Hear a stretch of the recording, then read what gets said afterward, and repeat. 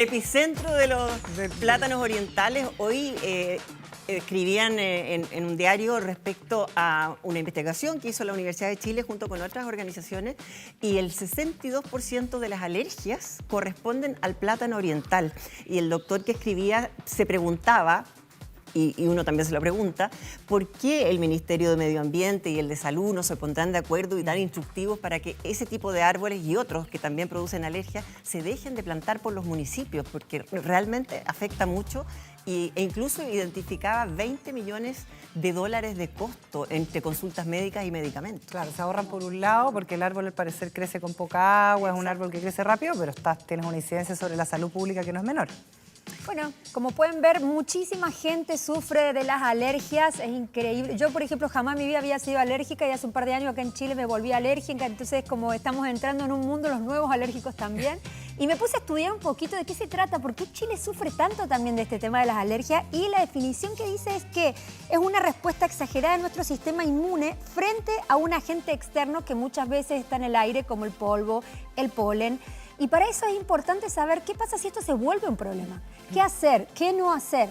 Y para todas estas preguntas alérgicas como las mías, tenemos a un experto, al doctor Pedro Astudillo, pulmonar de la Clínica Indisa. Bienvenido. Muchas gracias, Yamila. ¿Cómo está? Primero que nada, Pedro. Muchas gracias por la invitación. Gracias por estar aquí porque tenemos un montón de preguntas para usted. Espero que haya traído pañuelo también, doctor, para repartir.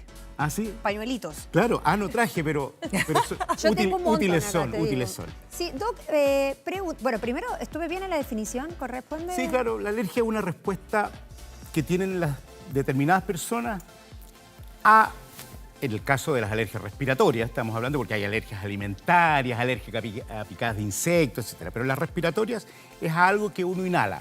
Y los no alérgicos inhalan las mismas cosas, pero no les pasa nada. Ahora, los que tienen alergia en nuestro medio son un porcentaje muy alto, cercano al 30% de la población. Entonces, si pensamos en 20 millones de habitantes, tenemos 6 millones de alérgicos así, en una gran cantidad. Por eso, yo creo que en todas las familias, en todos los lugares, uno pregunta y siempre se encuentra. Yo creo que si hacemos aquí entre los 5, yo tengo rinitis alérgica, me trato, por eso no estoy estornudando, pero sí, Doctor, es muy frecuente. Una duda al respecto a eso mismo, porque siento que exactamente en esta época está ese periodo donde uno dice, ya, pero ¿esto es alergia o estoy resfriada de otra cosa? ¿Cómo podemos identificar qué es alergia y qué es un resfrío? Considerando que la Coté decía además en la fiesta el viernes, decía, llevamos un poquito más de 2 semanas sin mascarilla, entonces también estamos viviendo como una vuelta a respirar que nos tiene medio confundidos. A mí no me invitaron a la fiesta. No lo invitamos, pero para otro año lo invitamos. Para el próximo año. Sí, a ver, hay maneras. Primero decir que en las dos hay estornudos, picazón nasal, congestión de nariz, nariz tapada, eso son las dos cosas. Pero las alergias generalmente son buen estado general, uno no se siente ni con poco de fiebre, ni con mal ánimo, no duele la cabeza, y el síntoma aparece todas las mañanas y uno se pega unas salvas de 10 estornudos, 20 estornudos de repente. Sí. Sale mucha secreción nasal, pura agua, y cuando pase ese ataque de estornudo, pica la nariz, pican los ojos, pasa el ataque de estornudo y después uno se siente bien y no tiene ninguna molestia por varias horas hasta que aparece de nuevo cuando se expone a un alergeno. Y estos alergenos son, en esta época, los más famosos, los pólenes y los árboles, fundamentalmente. Esto del plátano oriental que decía Margot no es una rareza porque mucha gente es alérgica al plátano oriental y es la de esta temporada. Porque primero polinizan los árboles, después entre noviembre y diciembre, o entre segunda quincena de octubre y diciembre, los pastos, y después entre diciembre y enero y a veces hasta febrero las malezas. Entonces, estos son los predominios, no significa que los árboles estén solos produciendo problemas en este momento, pero sí, en este periodo es fundamentalmente los pólenes de árboles. Doctor, pero pregunta, por ejemplo, yo soy nueva alérgica.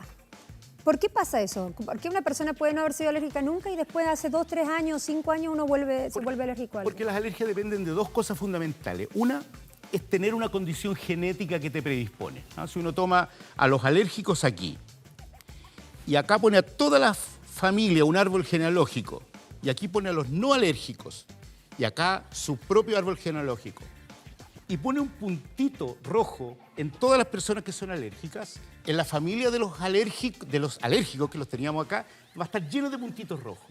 Y en la familia de los no alérgicos, poquitos puntitos rojos. Eso significa que hay un fuerte carácter hereditario en las alergias. No necesariamente en el mismo lugar, un alérgico de piel podría tener hijos alérgicos de rinitis, ni a las mismas cosas. Uno puede ser alérgico al polvo de habitación y sus hijos poder ser alérgicos a los pólenes, por ejemplo. No necesariamente lo mismo. Gracias, mamá. Pero se requiere una segunda cosa, que es la exposición a las cosas a las que uno viene predestinado como alergia. Por ejemplo, podría pasar al revés. Si uno es alérgico al plátano oriental y vive en el parque forestal, va a pasarlo pésimo en la primavera.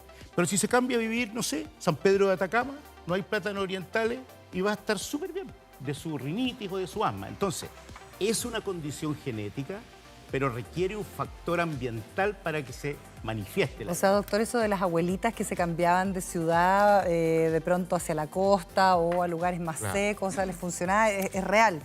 Otra pregunta que yo tenía y que se la hacía a la señora que le está entrevistando al Nico, tiene que ver con que yo, por ejemplo, soy alérgica de piel por contacto, pero con estas épocas en que hay tanto alergeno, empiezo a tener también alergia respiratoria. ¿Uno puede presentar distintos tipos de alergia todos juntos?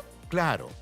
Por ejemplo, es frecuente en los pacientes que yo veo que haya asmáticos alérgicos que también tienen rinitis alérgica. Un alto porcentaje tiene las dos cosas. Algunos riníticos puros la pasan pésimo. En general, la rinitis, esto de estornudar, picazón de ojos, es menos grave que la eventualidad de un ataque de asma. Claro. Pero molesta mucho porque, por ejemplo, en las noches cuesta quedarse dormido. Hay esta obstrucción nasal de las noches que una persona se pone para un lado, y a los médicos nos gusta ponerle nombres así distintos a las cosas. Se llama obstrucción nasal en báscula, ¿eh? Porque igual que uno se queda dormido para un lado, se le tapa uno, se pone para el otro lado, se le destapa ese, se le tapa el otro y cuesta quedarse dormido, molesta mucho. Y el asma podría tener episodios, aunque podrían ser menos llamativos y menos permanentes, sí en una crisis podrían ser más graves. Entonces, y tener las dos cosas es harto malo, porque sin duda que las molestias de la rinitis se asocian a lo que potencialmente podría ser más grave, como un episodio de asma.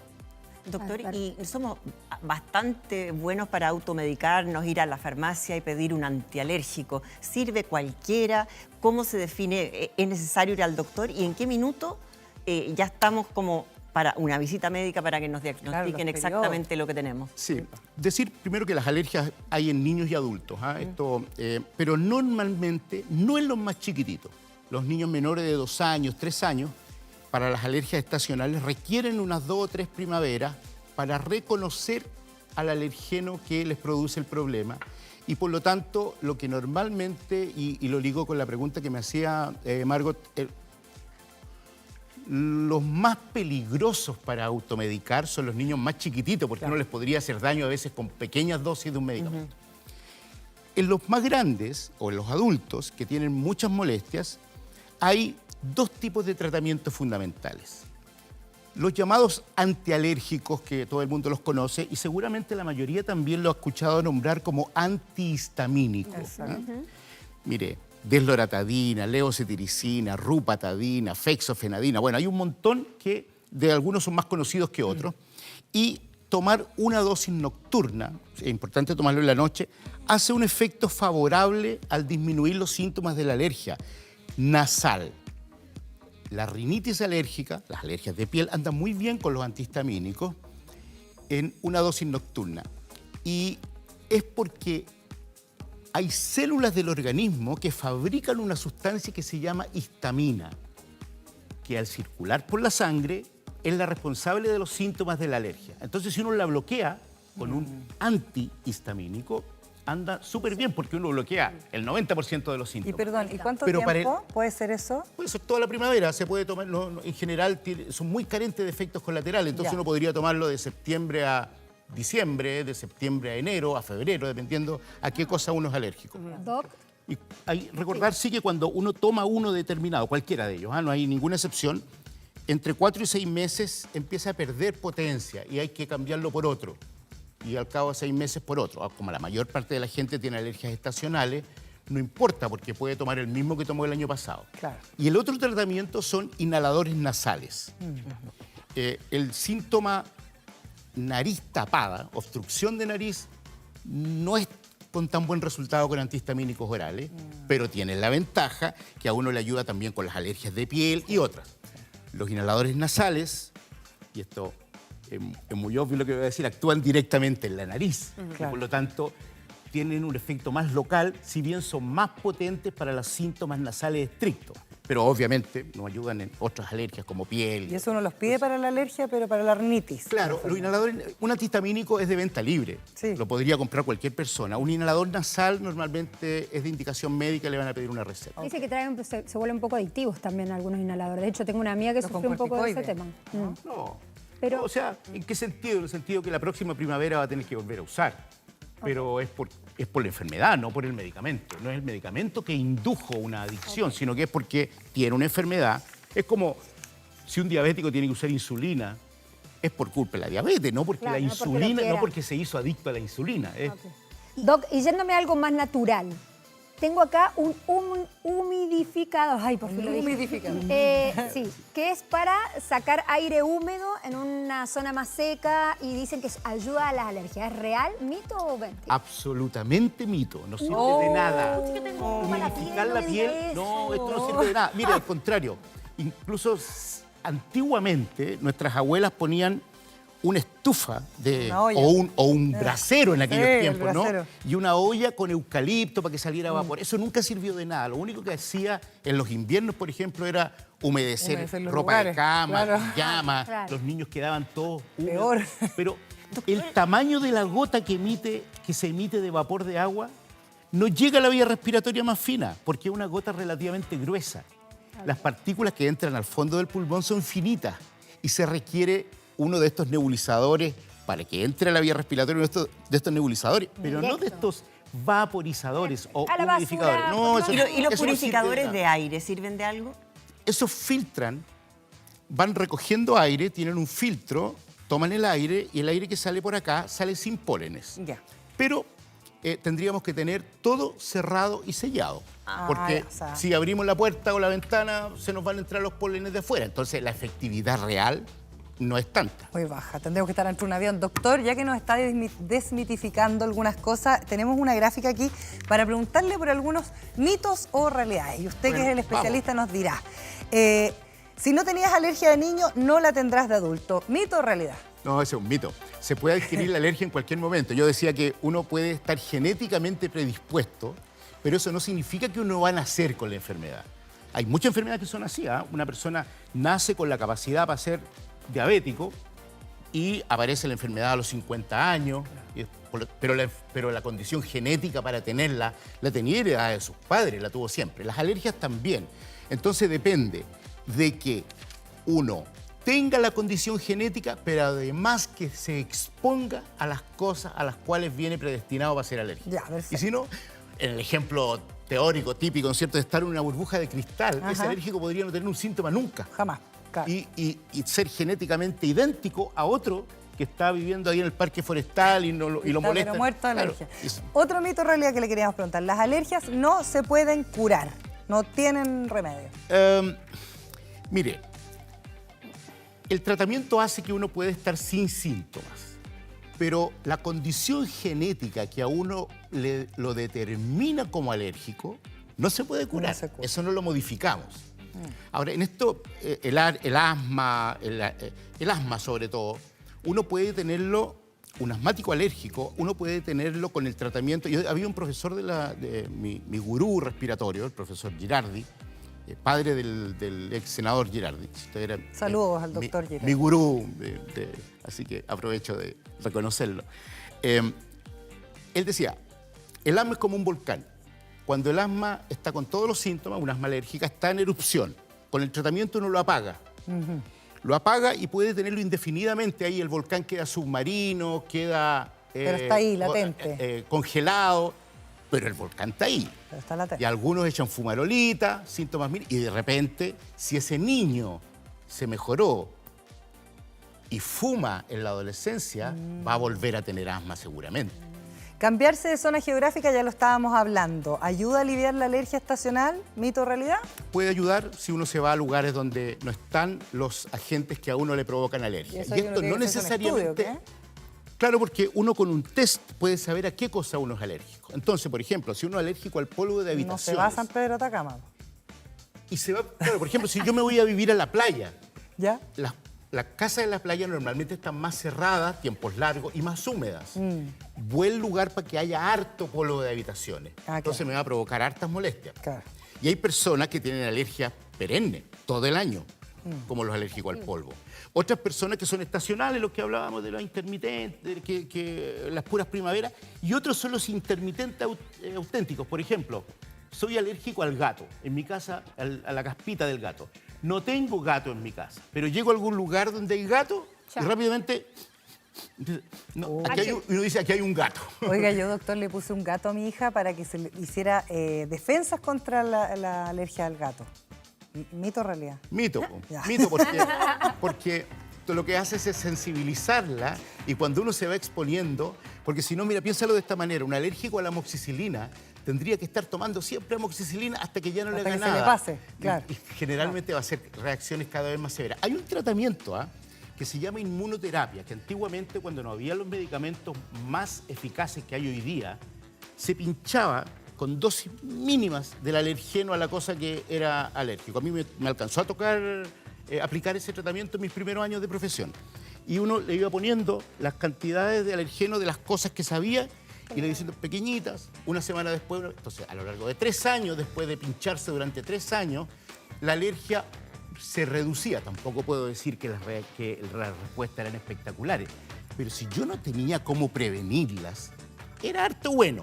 Hoy día es tan de buena calidad el tratamiento que yo a un niño de mi familia no lo pondría 3 años en Eso podría ser inyecciones como para- lo que se llamaban las vacunas, doctor, Eran unas para vacunas, sanar claro, la eso alergia. es, Y yo no eso sé, ya no tenemos más gráfica, pero había una pregunta que queríamos hacer, porque todos en la pauta lo estuvimos discutiendo, y es esto de que si uno tiene un ataque alérgico, uno va, y yo también lo he hecho con mi hija, que atrás voy a quedar como mala madre total, meter la cabeza dentro del freezer. Ah, no, esa es otra cosa. Hay una enfermedad, que es una infección respiratoria, no es una alergia, que se llama laringitis obstructiva, que en vez de que se obstruyan los bronquios como en un asmático, se obstruye, se inflaman las cuerdas vocales y se empiezan a hinchar y no dejan pasar el aire. Y hay tifonía, estridor, y los niños reaccionan. 2, 3 de la mañana es el ataque normalmente de eso. Pero es una infección causada por un virus, Ya, no una alergia. no es una alergia. Y en esos casos, lo que uno tiende, en cualquier inflamación, ¿no es cierto? Si uno se golpea, aquí se golpeó la cabeza, uno se pone hielo. ¿Cómo pongo hielo dentro de la laringe? Metiendo la cabeza al freezer y respirando aire helado. Respirando profundo, claro. Pero eso es para una infección que es laringitis obstructiva. No, en una alergia no. Doctor, en esa misma línea, la Yami en la pauta también mencionó un truco que es casero y ultra conocido, y yo quiero saber si funciona o no, colgarse la nuez moscada. Sí. Es que eso, No me digas que no, que yo le recreo la neumocada. sí, aquí, pero a mí me invitaron no para hablar de fe. Aquí yo tengo que hablar de cosas que sean técnicamente probadas. Claro. Yo no puedo decir si la nuez moscada sirve de algo o no. Yo creo que no, pero no lo puedo decir con certeza suficiente, porque en medicina lo que uno pide para poder hacer una recomendación o para decir este es un elemento que sirve, es compararlo con placebo. Entonces, tendríamos que tener 100 pacientes alérgicos colgándose la nuez moscada contra 100 que se colgaron una bolita de cristal de cualquier, o cualquier otra cosa, un cuesco de aceituna, Sí, no sé. sí. Y compararlos con elementos de alguien que, en lo que se llama doble ciego, así lo llamamos en medicina, el que evalúa, primero se asigna al azar cuál niño le va a tocar cuál. Y segundo, el que evalúa es el primer ciego. El que evalúa, segundo ciego, no sabe cuál de las cosas usó ese niño. Si hay diferencia entre los dos grupos, empiezo a recomendar la nuez moscada desde ese Voy momento. a hacer y después lo voy a llamar. Pero mientras no sea así, No mientras puede. uno no tenga dónde leer un estudio con eso, no hay posibilidad. Oiga, doctora, hay muchas preguntas en nuestras redes sociales. La Cindy Ávila dice, consulta, mi hijo de 12 años lleva años con congestión nasal. Nada le hace bien. El último doctor le dijo que tenía pólipos nasales. ¿Cómo calmo su congestión y estornudos? Por favor, ayúdeme. Bueno, la rinitis alérgica es uno de los factores que producen obstrucción en los niños, ronquido, roncan y a veces roncan con apneas. Se quedan medio pegados ahí y después sacan la respiración. Esos ronquidos con pausas respiratorias, con apneas. Pero no es la única causa. Entonces, cuando un niño tiene síntomas, le dieron tratamiento de rinitis y no ha funcionado, hay que tener diagnóstico. Entonces, por ejemplo, aumento de tamaño de las adenoides es una causa por las cuales puede presentarse los mismos síntomas. Cuando el doctor tiene que ir, se tiene que ir a la clínica no, de no, inmediato. no, no. Tiene que ir, doctor. Está como una No se emergencia. puede ir porque Pero- queda otra pregunta que Si pueden no, si haciendo usted desde redes si- sociales. ¿Quiere que le conteste yo? Ya, listo. Ya, se acabó. Señora, aló, está en la tele. No, era una alarma, lo tenía en silencio, pero era una alarma. Por eso que, bueno. Entonces, hay que tener diagnóstico y ahí radiografía o hay un examen que hacen los otorrinos con una camarita, puede hacer el diagnóstico y decir, claro, si uno tiene ciertos nódulos ahí, la causa no es una rinitis, la nariz está tapada, está congestionada, síntomas muy parecidos, pero se debe a otra cosa. A lo mejor ese niño tiene que operarse de las adenoides. Claro, o sea, tiene que ir a consultar. Y tenemos otro tuit también. A ver, Margot. Axel Guido, ¿qué pasa con los exámenes que se hacen que son limitados en cuanto a los alergenos? Yo me hice examen en su oportunidad e incluso para alimentos y solo soy alérgico al polvo de habitación. ¿Qué pasó con árboles como el aromo que no están en el examen? Mira.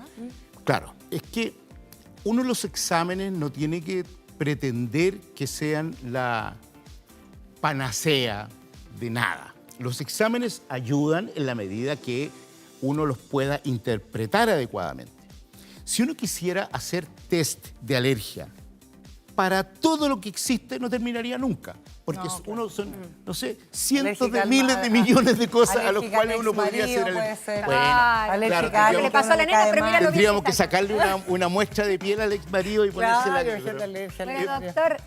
doctor, Y por lo tanto, cuando hay alergias que no quedaron capturadas en el examen, entonces lo que se hace es tomar, y las distintas pruebas de alergia son distintas aquí, que en Punta Arenas, que en Arica, porque las cosas a las cuales uno está expuesto son distintas. Entonces uno trata de cubrir con lo que testea esos 22 alergenos más o menos que se ponen, el 80%. Pero obviamente hay un 20% que para conseguir ese resultado uno tendría que testear a lo mejor 1000 cosas más, porque ya son de frecuencia muy baja. Entonces se toman las de frecuencia más alta. En una curva de Gauss se toma lo del centro y quedan afuera algunos alergenos. Doctor, yo creo que hay muchos temas más con las alergias, así que vamos a tener que invitarlo otro día a volver a hablar. fue un gustazo tenerlo Cuando acá, ustedes así que ya quieran, saben, el mejor doctor ha está sido- acá en la clínica Indisa. Ha acá sido en un la- agrado para mí, así que no hay problema. Muchas gracias, doctor. Que le vaya Que muy estén muy bien, ¿eh? Esté muy bien.